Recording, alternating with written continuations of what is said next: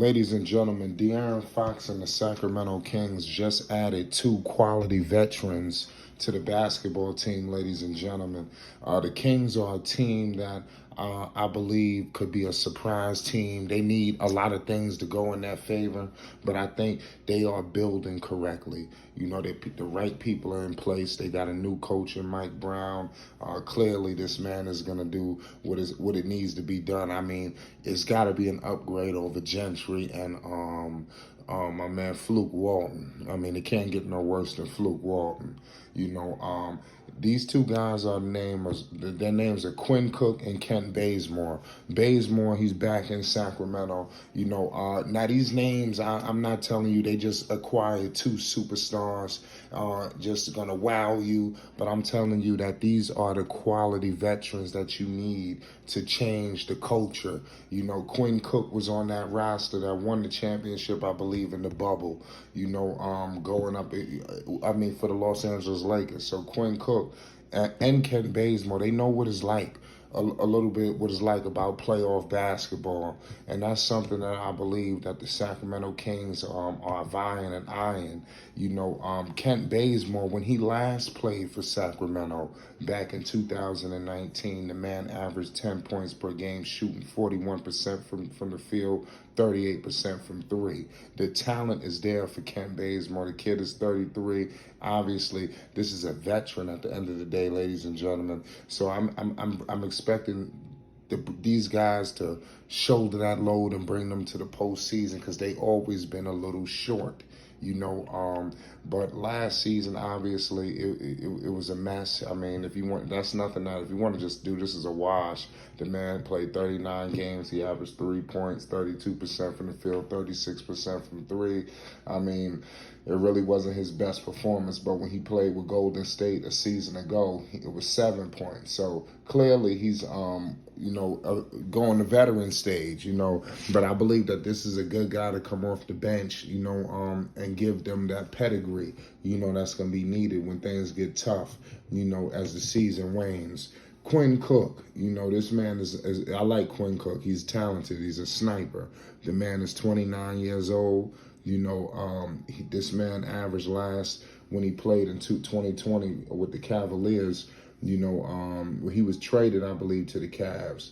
You know, he averaged 6 points per game, shooting 40% from the field, 46% from three. You know, these guys are going to be perfect, you know, surrounding that three-point line. When you think about the Kevin Huerters of the world and the other shooters that they have on this roster, you start to see what the hell is about to be taking place when they dumping it down, you know, to Sabonis, when they in the pick-and-roll situations between Fox, Sabonis, Fox, you know, Barnes. I mean, the list goes on. Even I forgot my other man's name. I'm sorry about this. These people, the names that come back to me, just bear with me. But the Sacramento Kings definitely have talent on this team. Now it's all about, can Mike Brown cultivate it? Can he bring this team together? You know, that's gonna be the question. Rashard Holmes, that's the man's name. So, pardon me.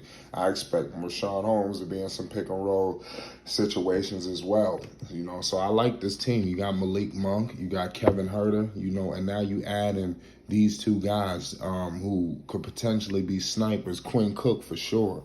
So I think the three-point line is going to be deadly. You know, finally giving the Kings the spacing that they haven't had the whole time since Fox has been there. This is clearly the best team De'Aaron Fox has played on since being a member of the Sacramento Kings. They never really gave him a collection of talent that was going to really be, you know, formidable in the loaded Western Conference. You got to think about it. The West is a beast. You know, they didn't give him the pieces. I mean, look, we already know who the heavyweights are, but at the bottom, I mean, it's crazy.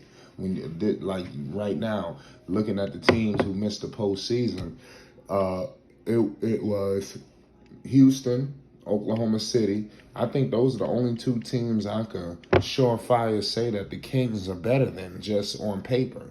You know, I'm not sure if they're better than Portland. You know, I think that's something that they're gonna have to play the games to figure that out.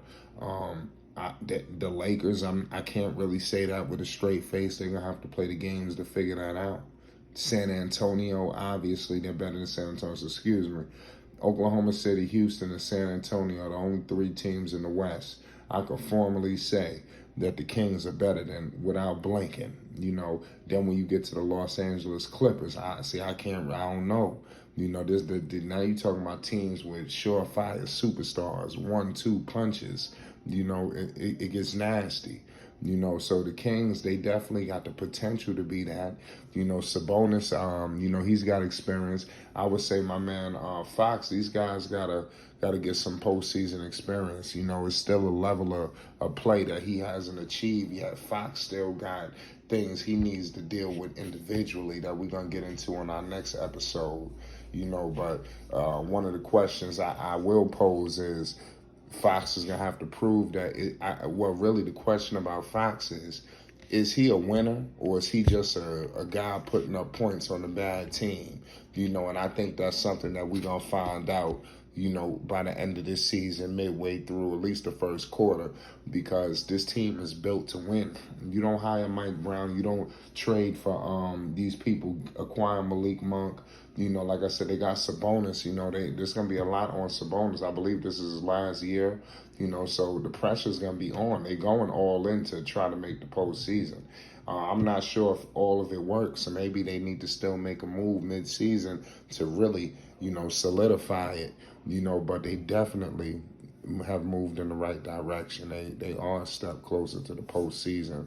Now let's see if they can leapfrog some teams to get there. How do I feel about them in the play-in? I don't know. I would say that the Kings definitely got to get off to a good start. That's something that they're going to have to really monitor. If you're a Sacramento Kings fan, how you open the season. You're opening up on the 19th against the Portland Trail Blazers, and then right after that, you rolling to the Clippers.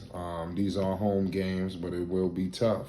And then you go to Golden State. Then you got Memphis. Then you got Miami. Then Charlotte. Then Miami again. Then Orlando.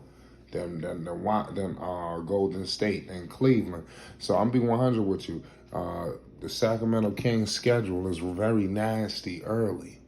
I want everybody to tune in. Shout out to the whole Sacramento Kings fan base. We will be giving you media day coverage, getting tuned into everything Sacramento Kings. This is a team that I think has got a lot of promise and is going to surprise some people. If people are just looking at them as the same hapless Kings, sorry Kings, I think this is a team this year, this is the right guys that's going to sneak up on people and slap them upside the head and get guys straightened out. I'm going to leave it at that, man. DE'AaRON Fox has just added 2 quality veterans. It's Flight Sports TV. Hit that like button and most definitely hit that subscribe button.